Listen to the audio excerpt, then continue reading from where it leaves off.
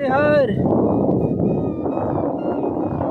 जी बाबा जी भोजन कर लेते मैंने कहा। कहाँ करा बाबा जी? जगन्नाथ मंदिर में भोजन कर डोंगरवाड़े के। और 2 घंटे आराम करके फिर वहाँ से चले आराम से। बाबा जी आज सोचा नहीं था छुट्टी के रोज आप लोगों के दर्शन हो गए, लेकिन दर्शन हो गए हैं। तो बाबा जी कौन सी जिले के हैं आप? हम तो महाराष्ट्र के हैं, जलगांव। महाराष्ट्र जलगांव के। बहुत सारे बाबा लोग मिलते हैं महाराष्ट्र जलगांव के बाबा जी। तो थोड़ा सा आपसे भी मैया की थोड़ी कथा 2 मिनट की कोई आती हो तो बताइए ना बाबा जी।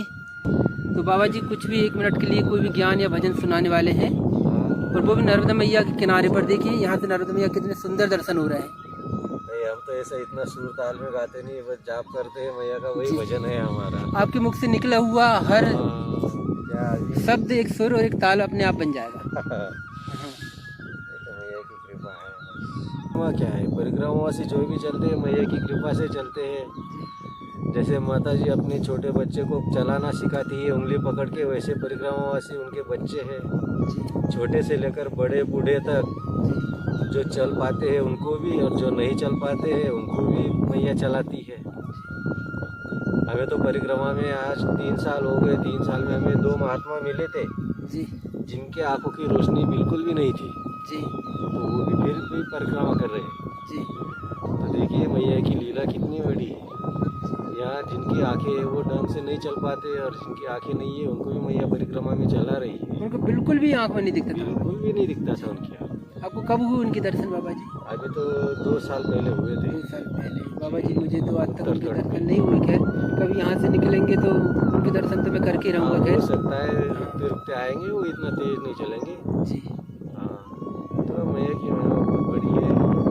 आप तो मैया के तट पर रहते हैं, आप सबसे ज़्यादा बाबा जी मैं चाय नहीं पीता बाबा जी। नहीं मैं चाय नहीं पीता बाबा जी। तो बाबा जी मैं चाय नहीं पीता हूँ, और आपका बहुत बहुत धन्यवाद, आपने चाय को पूछा है। और बाबा लोग आते हैं उनकी सेवा होती रहे यहाँ, तो बस उससे बड़ा कुछ नहीं है बाबा जी। हाँ बाबा जी नर्मदे हर। तो मेरे दोस्तों को मैं यही कहूँगा कि बहुत भाग्यशाली हम लोग जो एक से बढ़ के एक महान मूर्तियों के दर्शन होते हैं। पर मेरे हासलपुर घाट पे ही बाबा जी है जो परिक्रमा करते करते यहाँ पर चतुर्मास बिताने की सोच रहे हैं, भजन करने की। तो इनके दर्शन करने का सौभाग्य अब मुझे 4 महीने होगा, और मैं जब भी छुट्टी के में मुझे समय मिलेगा मैं आऊँगा और इनके साथ सत्संग करूँगा, और थोड़ी बहुत देर बैठूँगा और आप तक वीडियो भेजाऊँगा। अच्छे अच्छे ज्ञान की जो बातें हैं जो इनके पास होगी वो ज़रूर बताएंगे मेरे लिए, और मैं आपके लिए बताऊँगा। नर्मदे हर बाबा जी। नर्मदे हर।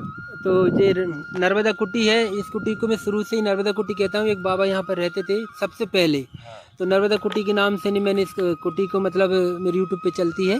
तो बाबा जी बेचारे वो तो शांत हो गए हैं, और उसके बाद में कई बाबा लोग आते हैं, रुकते हैं, भजन करते हैं और चले जाते हैं। तो बाबा जी आप कहाँ से हैं? ग्वालियर से। ग्वालियर से। तो नर्मदा परिक्रमा में बाबा जी? नहीं, जैसे भ्रमण पर आए हैं।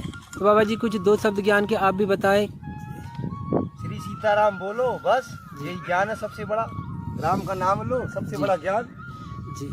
और आप लोग भी है ना नर्मदा कुटी में रह सकते हैं, आकर भजन कर सकते हैं। जो भी मेरे वीडियो देख रहा है, हमारे हासलपुर घाट पे ये कुटिया है, और नर्मदा मैया खाने पीने का व्यवस्था तो अपने आप कराती है, तो फिक्र ना करे भोजन प्रसादी की। नर्मदे हर। मैं छुट्टी में फिर आऊँगा आप लोगों से मिलने के लिए। नर्मदे हर।